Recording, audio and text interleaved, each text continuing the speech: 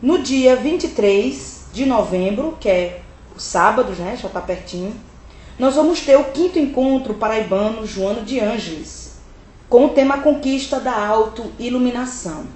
Vai ser o sábado o dia todo, começa às 8 horas, com o credenciamento e o acolhimento, e o evento vai até às 16h45. O investimento é de R$15, mais 1 quilo de alimento, lá na Federação Espírita Paraibana, aqui na cidade de João Pessoa, Paraíba, Avenida Bento da Gama, 555. Vai ser um evento maravilhoso, contando com a presença de pessoas muito especiais, com o momento musical, a nossa querida Denise Lino, o Oscar de Lira e o Otávio Pereira, de Pernambuco. Nós vamos ter, no dia 24, no domingo, né, o seminário no Canto da Paz, é o 13º aniversário do Núcleo Espírita Canto da Paz. Vai ser com o nosso irmão Breno Henrique, palestrante aqui da Paraíba, também trabalhador do Espiritismo.net. Ele vai falar sobre a homossexualidade à luz do Espiritismo e vai ser de manhã, vai ser das 9 às 12. O Núcleo Espírita Canto da Paz fica na rua Dom Santino Coutinho, 73, no bairro da Torre, aqui em João Pessoa, Paraíba. Olha aí, aniversário do Canto da Paz. Nós vamos ter também no dia 24 de novembro, que é um domingo, o seminário Família, Vida e Paz, no Núcleo Espírita Renovação Cristã, que fica no Jardim Santa Mônica, na cidade de Solânia, aqui na Paraíba, no estado da Paraíba. Então eles vão fazer o seminário Família, Vida e Paz, que começa às 9 da manhã e vai até às 16h10. Então quem está aí nas imediações da cidade de Solânia, uma grande oportunidade de acompanhar o seminário Família, Vida e Paz no domingo 24. Também no domingo 24 de novembro nós temos o Café Cultural Amigos e Irmãos, né? Vai contar com o nosso querido Neto Batista, o grupo musical Canto e Luz e a Camerata Filipeia. Os ingressos, o investimento é de R$10 e vai acontecer no Sociedade Espírita Amigos e Irmãos, que fica no bairro de Valentina, aqui na cidade de João Pessoa, Paraíba. No final de semana seguinte, que é o 30 de novembro e 1º de dezembro, nós vamos ter o acampamento Jovem Espírita. E vai ser muito bom. Anote aí o site para você fazer a inscrição. Você que é jovem espírita, aqui de João Pessoa e região, você pode participar desse evento, são vagas limitadas. O tema é Jesus no Lar e no Coração. Anote aí o link para você fazer a inscrição. http://age2013.digfepb.com, ok? Então é o nome do evento, age2013.digi, que é o Departamento de Infância e Juventude, digfepb.com. Então aí você vai poder tocar nesse link ou digitar esse link no seu navegador, ler mais sobre o evento e verificar a forma de pagamento, de investimento desse evento e também outras informações como a grade do evento, as palestras, as atividades que vão acontecer e o horário em que vai acontecer. Mas é nesse final de semana já, no último final de semana de novembro. E já pulando para os eventos de janeiro, nós vamos ter o seminário com Divaldo Pereira Franco em janeiro, né? Então ele vai estar aqui na Paraíba no primeiro final de semana de 2014, 4 de janeiro, ele visitará Campina Grande, onde realizará palestra pública em local que ainda vai ser confirmado. E no dia 5 de janeiro de 2014, ele estará na Federação Espírita Paraibana. Então, para você fazer a sua inscrição para este evento, você entra no nosso site www.fepb.org/eventos e vai poder ler mais sobre esse evento e fazer a sua inscrição. Vagas limitadas.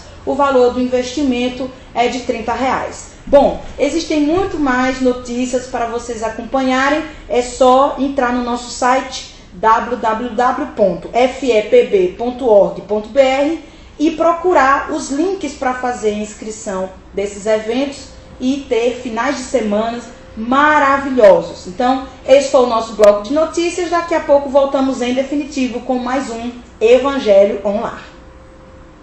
Evangelho Online traz alegria, equilíbrio e paz.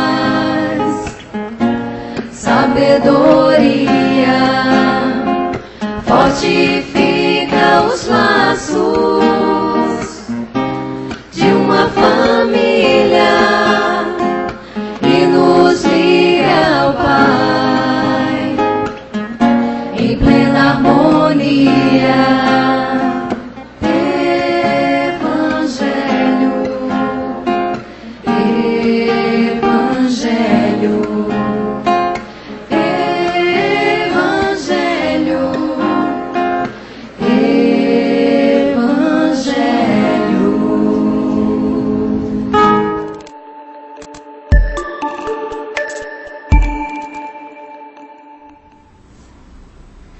Olá, boa noite, eu sou Fernanda Lima, estamos em mais um Evangelho Online com o tema o de que precisa o Espírito para se salvar, parábola do bom samaritano, capítulo 15, fora da caridade não há salvação. Nós estamos aqui com o nosso irmão Ismael Maia, que faz parte do NEP e também no nosso grupo do DECOM. Nós vamos conversar sobre a parábola do bom samaritano na noite de hoje. Lembrando que nós estamos gravando hoje no dia 18 e vamos fazer a retransmissão no dia 22. Nós estamos já com o nosso mídia social pronto para falar com você. Você pode deixar a sua mensagem no chat da Rede Amigo Espírita, no chat da TVCI ou no nosso Facebook da Federação Espírita Paraibana, para que você possa fazer sua pergunta, seu comentário, sua opinião sobre o tema Parábola do Bom Samaritano. Lembrando que nós estamos transmitindo pela Rede Amigo Espírita, pela TVCI e dentro de alguns dias também pela Rede Fraternidade, pela Rádio Fraternidade. Então nós vamos trabalhar com a parábola do bom samaritano, capítulo 15, se vocês quiserem, já pode ir abrindo o seu Evangelho segundo o Espiritismo para acompanhar a leitura da parábola. Mas agora nós vamos nos concentrar para fazer a nossa prece de abertura com o nosso irmão Ismael Maia. Boa noite a todos. Vamos nos concentrando nesse momento, nesse dia especial que é esse momento do Evangelho Online. Possamos todos juntos pensar no Mestre Jesus. Senhor Jesus, Mestre amado, agradecemos pela oportunidade, Senhor, de estarmos aqui hoje, entre amigos, presentes fisicamente e virtualmente, para conversarmos sobre os teus ensinamentos, sobre os ensinamentos da tua doutrina. Cada vez mais aprender, procurar vivenciar essas tuas palavras, esse teu exemplo. Que o Senhor possa iluminar este momento, nos intuir, a presença dos teus espíritos protetores, os espíritos que nos ajudam nesse trabalho, se faz presente nesse momento. Que o Senhor possa estar conosco, para que possamos, Senhor, obter essa interação tão maravilhosa que é este momento juntos. Que assim seja. Graças a Deus. Então, queridos amigos, vocês vão poder acompanhar em casa, junto com o Evangelho segundo o Espiritismo, capítulo 15, o de que precisa o Espírito para se salvar, parábola do bom samaritano. Nós vamos começar o trabalho a partir do item 2. Isso. Então, vamos lá. Então, levantando-se, disse-lhe um doutor da lei para o tentar: Mestre, que preciso fazer para possuir a vida eterna? Respondeu-lhe Jesus: Que é o que está escrito na lei? Que é o que lês nela? Ele respondeu: Amarás o Senhor teu Deus de todo o coração, de toda a tua alma, com todas as tuas forças e de todo o teu espírito, e a teu próximo como a ti mesmo. Disse-lhe Jesus: Respondeste muito bem, faze isso e viverás. Mas o homem, querendo parecer que era um justo, disse a Jesus: Quem é o meu próximo? Jesus, tomando a palavra, disse-lhe: Um homem que descia de Jerusalém para Jericó caiu em poder de ladrões que o despojaram, cobriram de ferimentos e se foram, deixando-o semi-morto. Aconteceu em seguida que um sacerdote, descendo pelo mesmo caminho, o viu e passou adiante. Um levita que também veio àquele lugar, tendo-o observado, passou igualmente adiante. Mas um samaritano que viajava, chegando ao lugar onde jazia aquele homem, e tendo-o visto, foi tocado de compaixão. Aproximou-se dele, deitou-lhe óleo e vinho nas feridas e as pensou. Depois, pondo-o no seu cavalo, levou-o a uma hospedaria e cuidou dele. No dia seguinte, tirou 2 denários e os deu ao hospedeiro, dizendo: trata muito bem deste homem, e tudo o que despenderes a mais, eu te pagarei quando regressar. Qual desses 3 te parece ter sido o próximo daquele que caíra em poder dos ladrões? O doutor respondeu: aquele que usou de misericórdia para com ele. Então, vai, disse Jesus, e faze o mesmo. Essa passagem está em Lucas, capítulo 10, de 25 a 37. Ai, gente, é muito linda, né? Já foi tema de muitas músicas, do Grupo Acorde, aqui da Paraíba, já música infantil de evangelização. Eu tô me recordando agora de uma música que dá até para fazer uma peça teatral, assim, com a criançada. É muito interessante. Nanda, realmente uma história muito bonita. E eu acho interessante ficar ainda mais bela, mais rica, quando a gente vai prestando atenção em todos os detalhes que às vezes a gente não dá o devido valor, algumas coisas que parecem ficar escondidas no texto, né? E primeiramente eu acho importante a gente contextualizar o que estava acontecendo nesse momento aqui, antes desse momento aqui. Um breve resumo a gente pode fazer. Certo. Jesus propôs uma viagem aos discípulos para Jerusalém. Então eles estavam ali se encaminhando para a cidade de Jerusalém, que era naturalmente o local de peregrinação religiosa dos judeus, uma vez por ano, mais ou menos, ao menos, no mínimo uma vez por ano eles visitavam Jerusalém, né? Certo. Que era considerado um local sagrado, onde tinha o templo de Jerusalém, eles tinham todo esse contexto religioso, né? E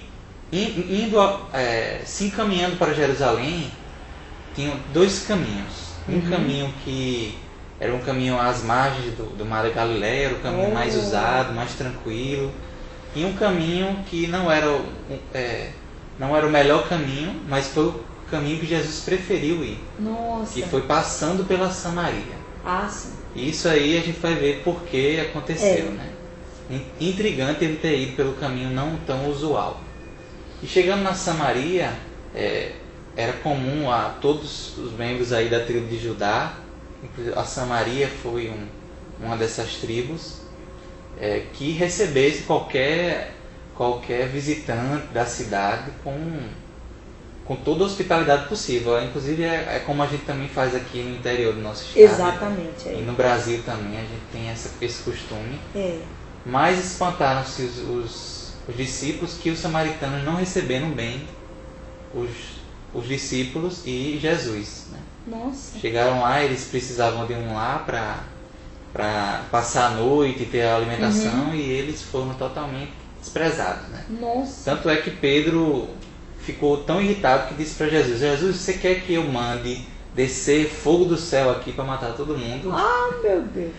Então naquela impetuosidade dele ali foi que ele diz essa frase. E você imagina, uma viagem longa, né? Chegar numa cidade, aguardando o momento do descanso e ter essa frustração, né? Então não deve ter sido um momento agradável, mas Jesus, que é o nosso exemplo, que é o grande exemplo, e é nesses momentos que ele demonstrava, ele, muito pelo contrário, não ficou irritado de maneira nenhuma, né? Acalmou Pedro e aproveitou ali para passar uma lição de paciência para os discípulos, né? E ali eles estavam na Samaria, e foi pouco depois desse episódio que aconteceu esse diálogo aqui de Jesus com o doutor da lei, né? Então é importante você ter essa noção Jesus já tinha tido um contato não muito legal com os samaritanos. Olha E depois ele só. vai falar dos samaritanos aí. Exato. Então, vamos agora, esse era o contexto, essa viagem a Jerusalém, né? Isso, Esse era o contexto. exato. Vamos agora fazer uma leitura do texto novamente, Aham. só que parando para analisar os termos, né? Os termos históricos, os personagens históricos, né? Primeiro que a gente já se depara, no primeiro versículo aí, então levantando-se, disse o doutor da lei. O que era o doutor da lei na época, né? Era um cidadão hebreu que tinha grande prestígio, né? Uhum. Era um estudioso da Torá, da lei judaica, da lei hebraica. Então o doutor da lei era como se fosse presidente do Supremo Tribunal Federal aqui no Brasil, né? Era muita coisa. Era a grande autoridade da época, né? Aham. Então chegou esse doutor da lei para tentar Jesus, né? Lucas já é bem enfático que ele vinha com essa intenção de tentar confundir Jesus com as palavras. Isso é. E a gente vai perceber aos poucos que esse doutor da lei realmente era bem conhecedor das leis judaicas, tanto como Jesus também, né? Então, Engraçado essa questão da tentação, né? Deles tentarem Jesus.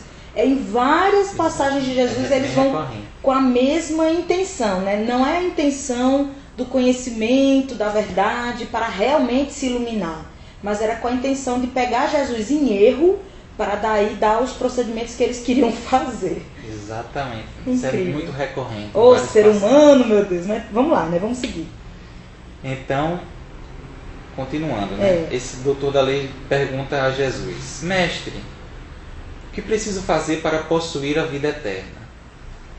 E é interessante a gente discutir sobre essa noção de vida eterna para os judeus, né? Isso é muito O importante. que era herdar a vida eterna? Ou herdar a terra, que seria a mesma coisa. Herdar a terra, herdar a vida eterna. Existe uma série de ensinos judaicos, é o chamado Talmud, né? São comentários que são bem posteriores ao Evangelho, mas, no entanto, eles comentam muito bem sobre o Velho Testamento. Dá para a gente entender melhor, né? Uhum. Na tradição judaica, eles davam muito mais valor à oralidade, né? Ao que era passado, né, verbalmente de geração para geração. É. Não que o escrito, a Torá, né, os livros da Torá, também não fossem considerados, também eram considerados como a lei. Mas é importante a gente ter essa noção que existe uma série de conhecimentos culturais, né, uma tradição oral, é chamada Torá oral, que a gente não sabe, a gente desconhece por vezes, né? Então, existia dentro dessa Torá oral uma concepção, né, de que chegaria o momento de divisão, né, um momento simbólico de divisão entre os maus e os bons, né, chamado sim. juízo final, É. que é, na verdade, uma alegoria, né, da cultura hebraica. E nesse momento iriam ser eleitos os justos, aqueles que iriam herdar a terra, herdar a vida eterna. Então, a preocupação do judeu ali, do doutor da lei, era como é que ele iria estar nesse grupo seleto dos justos no julgamento final. É. Isso tudo de uma maneira simbólica, né? Então, Jesus responde a ele. E é engraçado que Jesus, ele responde geralmente com perguntas, né? Ele gosta de fazer o outro pensar, né? É. E isso me lembra muito o filósofo Sócrates. Ele tinha muito desse diálogo também, desse convencer através das perguntas, né? Se você me faz uma pergunta, eu lhe faço outra para fazer você raciocinar, né?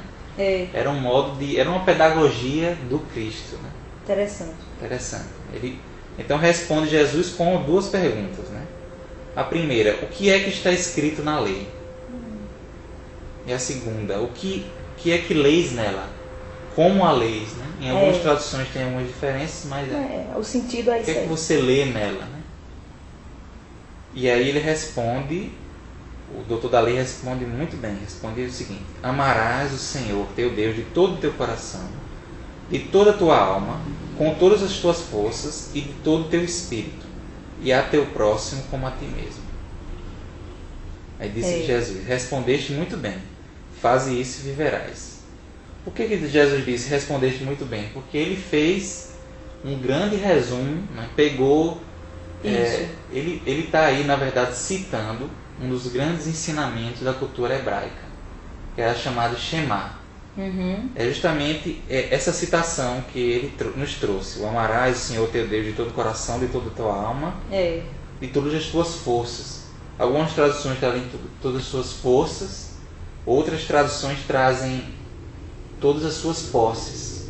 Forças aqui, existe uma interpretação que é a mais aceita, significa as posses, né? Ah, sim. Então, de todo o teu coração, né, com todo o teu sentimento. Engraçado que para os hebreus, coração não significava apenas sentimento. Significava também o conhecimento intelectual, a sabedoria, né? Para nós, a gente associa mais ao sentimento, às emoções. Mas para os judeus, o coração também significava ou pensar, ou trabalhar a mente, né? De toda a tua alma, né? Com toda a tua vida, né? E de todas as tuas posses também, né? De reservar uma parte das suas aquisições materiais para a parte espiritual também, né? Para a sua evolução. Então esse era um grande preceito chamado Shema, está lá em Deuteronômio. Então o doutor da lei, ele não tirou isso do nada, né? Ele fez uma mera citação e também a genialidade dele, e por isso que Jesus fala muito bem, você respondeu muito bem, porque ele junta essas duas passagens, tanto em relação ao preceito da Shema, quanto ao amor ao próximo. E essa é a questão central dessa passagem. O amor ao próximo era um preceito hebraico, né? Muitas vezes a gente fica pensando que para a cultura hebraica vinha só a questão da justiça, o olho por olho, dente por dente. Eu ia citar justamente isso. Ficou muito, eu acho que ficou muito na mente das pessoas todos aqueles episódios do Antigo Testamento. Por exemplo, o bezerro de ouro foi uma coisa muito louca, terrível, né? Assim, muito forte. E a forma como foi, que eu chamo assim de medida socioeducativa, mas foi muito forte, né? Assim, para chamar a atenção das pessoas. E a característica dos ensinos dos profetas antigos, que eles tinham que ter uma ação mais forte, às vezes até tocando a violência ou entrando fundo na violência para fazer com que as pessoas acordassem.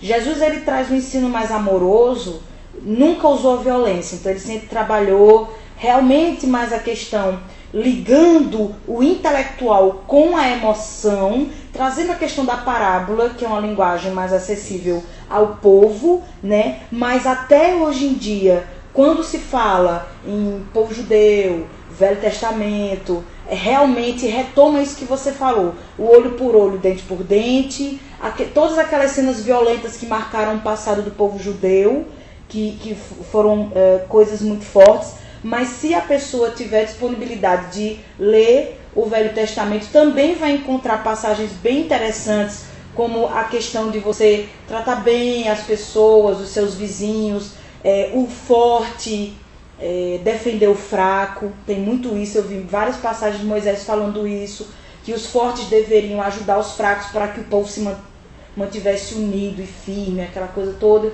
E aí realmente Jesus, ele vai trazer justamente esse lado emocional, esse lado amoroso que Moisés veio construindo. Aí ele deixa Jesus deixa a violência para trás e realmente foca no amor puro e simples mesmo. É maravilhoso. Simples ao mesmo tempo complexo, né? Ele tem essa coisa maravilhosa. Exatamente, ele resgata essa mensagem de amor que estava ali presente, mas estava ainda ali com algumas, bem escondida, com várias máscaras. Né? E foi muito interessante o doutor da lei trazer essa mensagem do amar ao próximo também como a ti mesmo, que é uma mensagem que está lá no Levítico, né? Está num livro do Velho Testamento, né? Muita gente não sabe, mas essa mensagem é um resgate também do Velho Testamento, né? Da cultura hebraica. Foi por isso que Jesus se impressionou tanto com o doutor da lei, do conhecimento que ele trouxe, né? Mas o doutor ficou ainda com uma interrogação na cabeça, né? Que era uma grande discussão entre os judeus, né?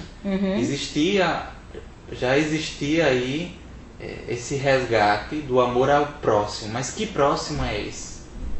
Quem seria esse próximo? Né? E é isso que o doutor Dalí pergunta a Jesus.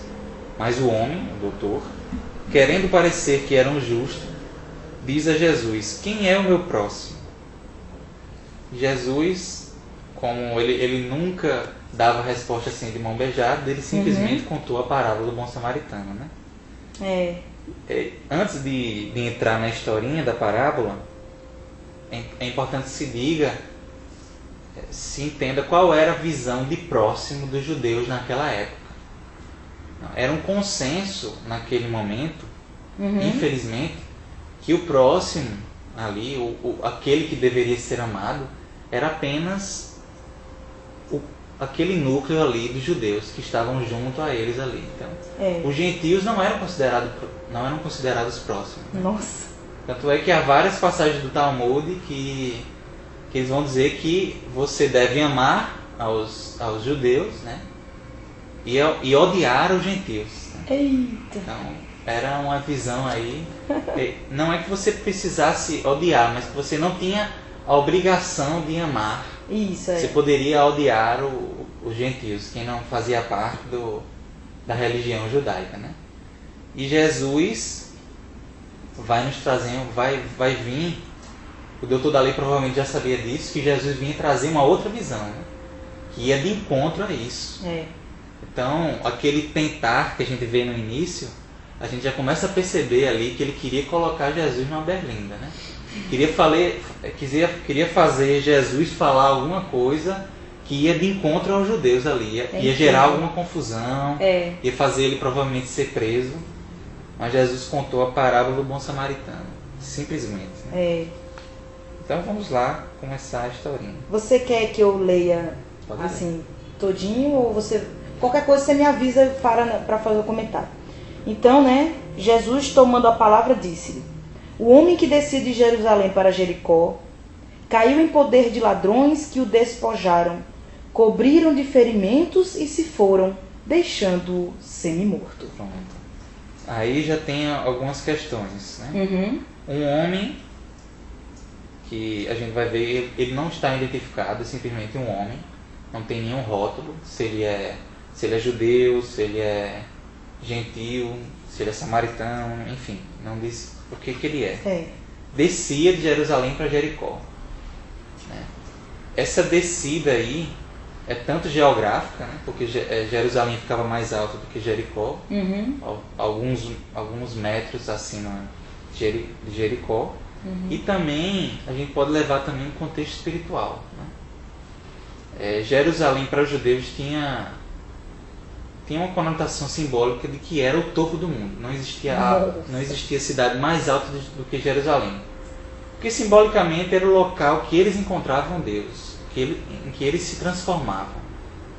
Então, descer de Jerusalém para Jericó, a gente vai ver que pode ter uma significação. Mas vamos em frente. Caiu em poder de ladrões que o despojaram, cobriram de ferimentos e se foram, deixando-o semi-morto. Você vê aí, os judeus, naquela época, a gente identificava em que classe social ele pertencia através das roupas. Então, você olhava a roupa, geralmente era a borda da roupa que tinha algum detalhe que você identificava que era um sacerdote, que era um levita, que era um fariseu, um saduceu. Mas esse homem, ele foi despojado pelos ladrões, então não tinha como identificar mesmo ele. Se havia como, Jesus tratou de tirar todas as formas de a gente conseguir identificar esse rapaz. Vamos começando a refletir aí, quem é o meu próximo, né? Aí você pode seguir. Aconteceu em seguida que um sacerdote descendo pelo mesmo caminho o viu e passou adiante. Um levita que também veio àquele lugar, tendo-o observado, passou igualmente adiante. Mas um samaritano que viajava, chegando ao lugar onde jazia aquele homem, e tendo-o visto, foi tocado de compaixão. Aproximou-se dele e deitou-lhe óleo e vinho nas feridas e as pensou. Depois, pondo-o no seu cavalo, levou-o a uma hospedaria e cuidou dele. No dia seguinte, tirou 2 denários e os deu ao hospedeiro, dizendo: trata muito bem deste homem, e tudo o que despenderes a mais, eu te pagarei quando regressar. Pronto. Então a gente vê aí as figuras já identificadas do sacerdote, também é uma outra personalidade da época, muito bem considerada, né? Tinha também um status grande de prestígio social e era considerado como os grandes estudiosos, os grandes religiosos, as pessoas em que o povo em geral se espelhava, né? E os levitas também eram sacerdotes, só que eram sacerdotes que eram os auxiliares do templo de Jerusalém, aqueles que se encarregavam de todos os materiais, né? Eram basicamente sacerdotes ali também, pessoas ligadas à religião judaica, que conheciam a palavra da Torá, né? Conheciam os ensinamentos. Então, pressupõe-se que eles deveriam, né, praticar por conhecer tanto, né? Mas o samaritano, pelo contrário, era um povo, né? A tribo de Samaria, ela se separou, né? Houve uma grande dissidência em relação à tribo de Judá, né? E eles, por vários anos, foram grandes inimigos, né? Eram povos que não realmente se davam bem. Tanto é, e é incrível que Jesus escolha justamente os samaritanos para esse momento de reflexão, né? Então ele nos faz repensar os nossos preconceitos, né? Nossos rótulos, né? Que a gente às vezes a gente fica chamando um certo povo, até atualmente, né? Certo povo é meio chato, tem tal personalidade. E a gente vai perceber que não é bem isso, né? Cada individualidade tem o seu valor, né? Cada nação tem o seu valor. E todas elas podem ser grandes exemplos de transformação. Exato. Então ele pegou justamente aquele que era odiado pelo doutor da lei e fez ele pensar. Colocou ele na berlinda. Ele que achava que ia colocar Jesus na berlinda, fez o contrário. Teve a inversão. Nós temos aqui a interação de Juarez Pereira, nós agradecemos no comentário, onde ele fala que a parábola, para ele, né, a parábola expressa doação. E aí ele continua dizendo: Jesus foi um mestre por excelência e o seu método era demonstrar os conhecimentos do dia a dia. Havia discordância entre os povos, como os dias atuais, e Jesus encontrou num homem a bondade tão desejada num samaritano e o utilizou para o exemplo, enquanto que os ditos escolhidos nada faziam de bom. Interessante a percepção, né, das pessoas. Cada pessoa que estuda essa parábola tem uma percepção diferente e é muito rico isso. Nós estávamos fazendo uma palestra sobre esse assunto, aí uma pessoa trouxe uma interpretação muito interessante também, que eu não tinha parado para pensar. Quando o homem está descendo de Jerusalém a Jericó, ele interpretou como um momento que nós podemos passar na nossa vida de embates, né? de reflexão da nossa consciência, né? Momentos de dificuldades e sofrimentos que nos fazem refletir. Né? Isso aí. Porque ele ali, na descida, encontra ali aquela adversidade dos ladrões que terminam o roubando, o violentando, né? Então ele interpreta como esse momento de reflexão e também ele às vezes a gente acha ajuda onde a gente menos espera, né? Olha só, nesses momentos aí de dificuldade, de reflexão, foi justamente aquele que ninguém iria achar que ia ser o grande auxiliador, que foi o samaritano, né? Interessante.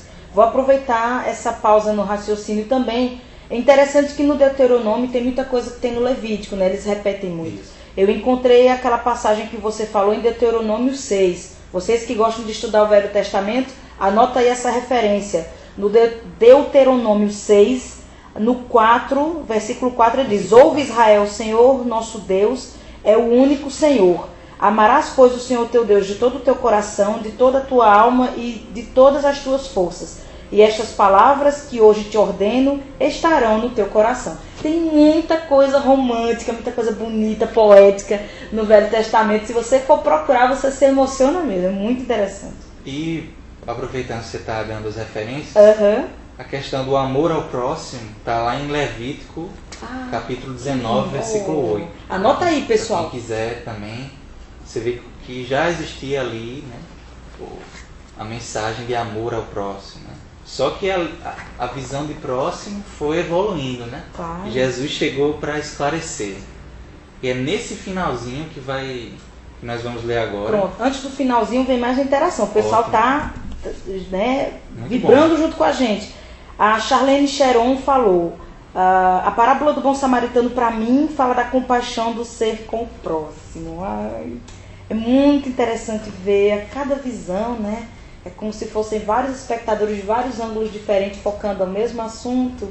E aí, quando a gente consegue escutar as pessoas, nós podemos melhorar, engrossar, né, nossa fileira de conhecimento. Muito interessante. Mas vamos lá, você quer trabalhar o finalzinho, não é isso? Mas então, outro fato, antes de a gente encerrar, ela falou da lição, né, de caridade mesmo, né, e esse capítulo é justamente o capítulo Fora da Caridade Não Há Salvação. Exatamente. O primeiro capítulo dentro do Evangelho segundo o Espiritismo que vai tratar especificamente sobre a caridade, mas ela, como grande sentimento, como grande objetivo das nossas vidas, está, obviamente, aí circundando todos os outros capítulos também. Mas foi muito feliz Kardec ao colocar como primeira lição do capítulo sobre caridade essa parábola, né? Muito bom. Que é realmente um dos grandes símbolos, uma das grandes lições de caridade que nós podemos achar no Evangelho, das outras maravilhosas que nós temos também do Mestre, né? Excelente. Então vamos lá. Então já, né, depois que Jesus fez toda a sua explanação, ele continua: qual desses três te parece ter sido próximo daquele que caíra em poder dos ladrões? O doutor respondeu: aquele que usou de misericórdia para com ele. Então, vai, diz Jesus, e faze o mesmo. Olha só, é interessante. Primeiro, a resposta do doutor da lei, né? Como ele procurou nem dizer que era samaritano, simplesmente aquele que buscou a misericórdia, né? Que usou de misericórdia. Mas o interessante é como Jesus faz a pergunta para ela. Como Jesus refaz para o doutor da lei a mesma pergunta que ele o fez, mas transforma essa pergunta. Né? Qual era a pergunta original? Né? Quem é o meu próximo? O doutor da lei pergunta a Jesus qual era a concepção de próximo que ele devia seguir. E Jesus pergunta, eu vou usar a tradução, vou trazer a tradução do Haroldo Dutra Dias, mas essa tradução a gente também pode refletir, né? Sobre essa pergunta. Mas até é bom porque a gente compara. É no versículo 36 do capítulo 10 de Lucas, a pergunta de Jesus: qual destes três te parece ter se tornado o próximo do que caiu nas mãos de assaltantes? Por que eu estou lendo essa tradução do Haroldo? Porque ele evidenciou uma voz passiva aqui. Né? Muitas vezes a gente tem que fazer adaptações nas traduções, isso é normal, nunca vai ser 100% fiel ao texto original, a não ser que você saiba a língua grega. Né? E ele trouxe à tona uma voz passiva aí. Quando a gente... que é justamente o ter se tornado. Né? Que está lá no texto e muitas traduções não trazem. Né? Então, quem é o meu próximo? Será que é essa pergunta que eu devo fazer para mim mesmo? Ou eu devo inverter? Porque a voz passiva acontece quando você inverte, né, o sujeito e o predicado. Será que eu devo me preocupar em quem é o meu próximo? Ou eu que internamente devo me tornar, ou se tornar o próximo do outro? Né? Oh, que lindo! Então Jesus, ele desconstrói essa visão aí, ainda nossa, egoísta, né, de pensar em nós mesmos, e nos faz mergulhar no íntimo, né, e procurar dentro de si como agir de forma a que eu possa me transformar, né, no próximo do outro. E não que o outro se encaixe no padrão em que eu acho que deva ser o do próximo. Né? Então achei muito interessante esse ensinamento e essa desconstrução do Cristo. Né? Interessante demais. Então nós estamos aqui com, né, o pessoal agora se emocionou com a leitura da parábola. Nós temos aqui alguns irmãos falando conosco. Então vamos lá. O Juarez, ele faz uma pergunta: a primeira compaixão é com o próximo ou para si mesmo? No caso, conosco mesmo. Qual é a tua opinião? Veja só, o Levítico diz, e Jesus resgata, amar ao próximo como a si mesmo. Então, no mesmo como, né? Ter como se tivesse no mesmo Exatamente. nível. Então, vai ser algo natural. Né? Quando você está amando a Deus, e Jesus diz que nós somos deuses, vós sois deuses também. Né? Então, a gente às vezes separa muito o próximo, Deus, o eu. Né? É bem separado. É muito assim, a tríade, né? Mas quanto mais a gente procura aproximar essas figuras, né, a unidade de Deus, né? O que é que eu às vezes refletia sobre um atributo de Deus que a gente estuda dentro da doutrina espírita, que é o da unidade. Né? Deus é a unidade. Aí eu pensava sobre isso, mas o que significa isso? Né? Unidade não quer dizer uma coisa só aglutinada. Né? Não quer dizer uma coisa só, e sim um conjunto de coisas tão aglutinadas, tão próximas, que parecem ser uma só. Né? Então é a unidade. Então existe diversidade dentro da unidade. Então o amor a Deus... O Tao Te Ching trabalha isso, hein? Trabalha isso. O amor a Deus reflete no amor ao próximo e vice-versa. Então, e o amor a si mesmo também se reflete. É uma visão que a gente vai trabalhando aos poucos, né? Mas essa noção Jesus já nos trazia, né, no seu exemplo. Eu diria que não existe primeiro e segundo. Eu acho que, como, né, a palavra fala, como estamos no mesmo plano. Então, ao mesmo tempo que você trabalha com paixão para si próprio, a cada oportunidade que aparece, imediatamente você já trabalha com paixão com o próximo. Então, é ao mesmo tempo, é como se fosse paralelo, né? Trabalha no mesmo plano. Vamos aqui para a interação da Charlene, onde ela diz: o ensino propiciado por Jesus Cristo nessa edificante parábola é dos mais significativos. Nele podemos apreciar o exercício da caridade despretensiosa, incondicional, em seu sentido amplo, sem limitações. A nossa querida Silvana fala: as pessoas consomem a fé cristã e são consumidas pela falta de fé raciocinada. Uma pena. Muito contato com as religiões e pouquíssimo ou quase nenhuma experiência com Deus. Interessante, forte aqui essa opinião, hein? E a nossa irmã Margarete Amaral fala: doação, o mais bonito é o fato de doar a um desconhecido, porque doar ao conhecido ou parente é fácil. Tem, né, uma passagem do Evangelho que ele comenta justamente isso, a questão do amar os nossos inimigos, porque amar os amigos é fácil. Aí ele faz essa construção, enfim. Mas vamos trabalhar parte a parte essa questão, né, onde a Charlene nos fala: o ensino propiciado por Jesus nessa edificante parábola é dos mais significativos. Nele podemos apreciar o exercício da caridade despretensiosa. Você acha, assim, na sua opinião, dentro da doutrina espírita, todos os princípios básicos e o nosso slogan, né, que é fora da caridade, não a salvação, trabalhar a caridade despretensiosa seria uma das coisas mais difíceis?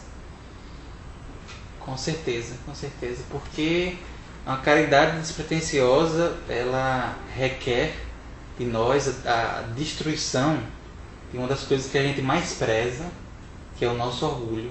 Né? Então, a caridade, o agir, sem no mínimo querer um pouco de recompensa, é realmente muito difícil. Né? É algo que precisa ser trabalhado aos poucos. Né? E essa visão de caridade é impressionante, como a mensagem que a gente vê aqui, trazida por um livro espírita, tem tudo a ver com a mensagem do Evangelho, né, de Jesus. E Kardec vem reafirmar, vem explicar mais ainda, esmiuçar esses ensinamentos, né? No Livro dos Espíritos tem uma frase que eu acho que vai se encaixar justamente nessa pergunta, esse comentário da nossa amiga, que ela está lá na pergunta 886, né? Quem quiser consultar, é a parte justamente que fala sobre caridade, pode dar uma olhada. Mas no comentário de Kardec, no fim do comentário, tem uma frase maravilhosa, que ele diz o seguinte: o homem verdadeiramente bom procura elevar o inferior aos seus próprios olhos, Que lindo. diminuindo a distância entre ambos. Então, é aquilo que a gente estava refletindo, né? Quando a caridade começa a tomar conta do nosso coração, o eu e o próximo, a gente começa a confundir. Quem é que eu estou amando? Né? Você vai tentando se tornar aquele ser que ame o próximo, e não Exatamente. procurar no outro o padrão, como a gente viu, né? A ideia que o Dr. Daley tinha, né? Então, o homem verdadeiramente bom para Kardec não é aquele que demonstra, né, que está fazendo bem, que está fazendo a caridade. Pelo contrário, é aquele que eleva o ainda ser inferior, né, sem demonstrar, sem evidenciar essas falhas que são comuns no nosso planeta, né? Todos nós temos falhas. Então, se a gente fosse parar aqui para ficar dizendo um defeito do outro, né, a gente passaria a eternidade discutindo sobre isso. Né? Deixaria de fazer qualquer outra coisa. Exatamente. Nós estamos aqui, né, nós agradecemos a todas as pessoas que estão mandando as interações muito oportunas, muito bonitas. A Ceci Bragança, ela traz uma referência, gente, vai anotando as referências, hein, para estudar em casa, muito importante. A continuidade do estudo espírita nos ajuda a melhorar na nossa reforma íntima. Ela nos traz aqui, tem um livro que é o Jesus no Lar, que fala da parábola relembrada, da parábola do samaritano, só que bastante profunda a explicação. Muito fofo, Jesus no Lar, é um livro muito interessante. Tem pessoas que até usam, né, esse livro para fazer o evangelho no lar em suas casas. Aí fica uma referência de leitura para nós. Nós gostaríamos de mandar os abraços, né? Muitas pessoas se comunicando conosco. Nós temos o Juarez Pereira, a Charlene Cheron, Margarete Amaral, Ceci Bragança, Silvana, Jaqueline Guia e todos os nossos queridos amigos que estão no chat da Rede Amigo Espírita, no chat da TVC, estão nos acompanhando e escrevendo no Facebook da Federação Espírita Paraibana. Nós agradecemos o carinho, né? Hoje, excepcionalmente, estamos fazendo essa transmissão segunda-feira. Nós vamos reprisar na sexta-feira. Desde já agradecemos essa oportunidade de estar aqui com vocês e esse carinho que vocês dedicam a todos nós. Então vamos agora já para a nossa reta final do estudo de hoje. Foi extremamente rico, foi muito bom. Considerações finais, assim, o que você gostaria de deixar como mensagem final e frisar para o nosso público de casa, para que eles possam também continuar esse estudo lá com as citações que nós fizemos. Com certeza, é importante que o pessoal continue estudando esse capítulo do Evangelho, que é maravilhoso, né? As referências que os nossos amigos trouxeram também. Isso, exato. Livros do Neo Lúcio, livros do Emmanuel, que falam sobre a caridade, que é um dos assuntos mais comentados dentro da doutrina. Exato. E não é por acaso isso, né? E como mensagem final, queria trazer uma mensagem do próprio Kardec interpretando Jesus, né? Que ele dá valor muito à nossa experiência, à experiência da caridade. Né? A caridade não é algo necessariamente exterior, é algo que você sente. Né? Então existe é como a nossa amiga falou, né? A gente passou séculos e séculos teorizando sobre essas palavras, mas pouco nós sentimos elas. E são palavras que falam diretamente com o nosso coração. Né? Então, se a gente não deixar que essa mensagem penetre o coração e a gente começa a tentar trazer diversas teologias e querer trazer uma coisa muito mais complexa, né, no sentido intelectual, do que realmente o texto traz de mensagem e conforto interno, A gente começa a não entender a mensagem. Então o bom samaritano é justamente aquele que entende, né, que eu devo me tornar o próximo do outro, né? E não que tornar-se o próximo é uma construção totalmente interna, né, do nosso coração, do nosso sentimento.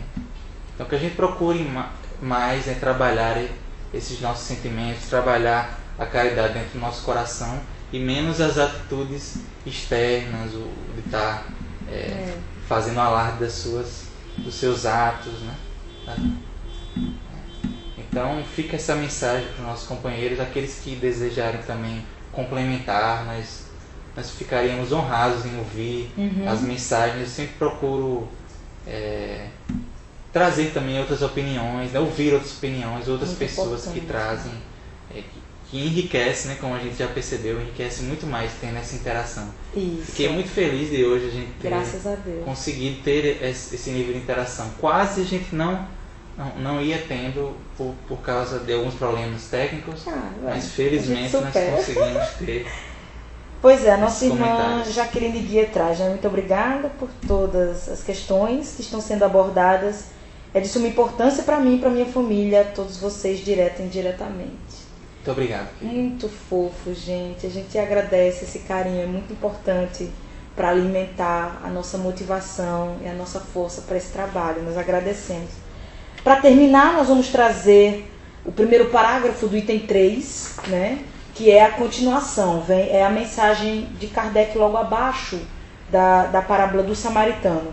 Toda a moral de Jesus se resume na caridade e na humildade, isto é, nas duas virtudes contrárias ao egoísmo e ao orgulho. Em todos os seus ensinos, ele aponta essas duas virtudes como sendo as que conduzem à eterna felicidade.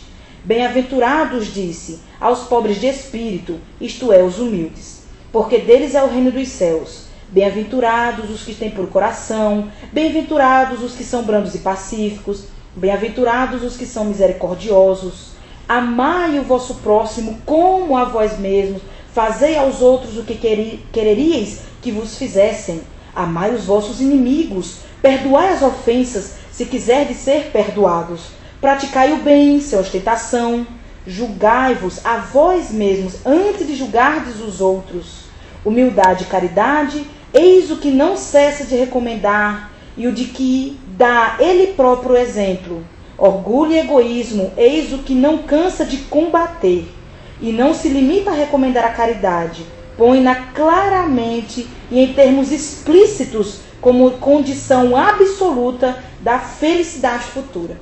Esse é um parágrafo que fecha, que resume, que conclui o nosso estudo de hoje. Então, mais uma vez, nós agradecemos e abraçamos mais uma vez a todos vocês. Pedimos agora que todos possamos nos colocar em posição confortável para a nossa prece de encerramento, lembrando que a prece é um tipo de caridade espiritual onde nós podemos beneficiar a nós e a outras pessoas. Então, vamos agora para a nossa prece, exercitando a caridade espiritual. Vamos nos colocar em posição confortável, mentalizar o Mestre Jesus, também o nosso anjo da guarda, que é o ser que está sempre ao nosso lado, nos intuindo para o bem, nos consolando, nos orientando nas dúvidas do nosso dia a dia. Querido Mestre Jesus, nós agradecemos essa oportunidade desse estudo, de ter a tecnologia ao nosso lado, para que nós possamos aprender cada vez mais, levar o amor do Teu Evangelho às pessoas e receber de volta esse carinho e essa atenção. Nós mentalizamos todos os trabalhadores espíritas desse nosso querido planeta Terra, essas pessoas caridosas que trabalham em todos os campos do movimento espírita, nas palestras, na evangelização, na promoção social, nos cursos de capacitação, para melhorar e trazer qualidade de vida a todas essas pessoas que procuram os centros espíritas de todo o nosso planeta.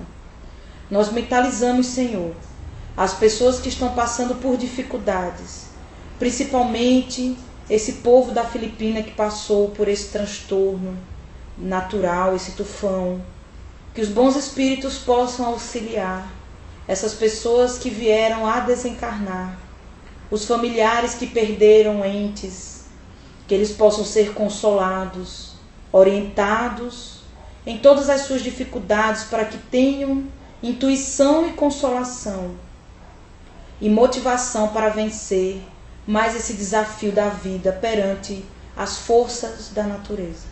Mentalizamos os nossos trabalhadores da Federação Espírita Paraibana, todos eles que fazem um trabalho excelente, e que os bons espíritos continuem nos intuindo em tudo que nós fazemos diante do Evangelho de Jesus, que isso possa entrar em nossa consciência, para que ela fique mais poderosa, que ela possa nos ajudar em nossas decisões e nossas escolhas, para que diante de boas escolhas possamos encontrar a nossa felicidade. Graças a Deus. Ai, pessoal, beijão, grande abraço e até a próxima sexta-feira. Evangelho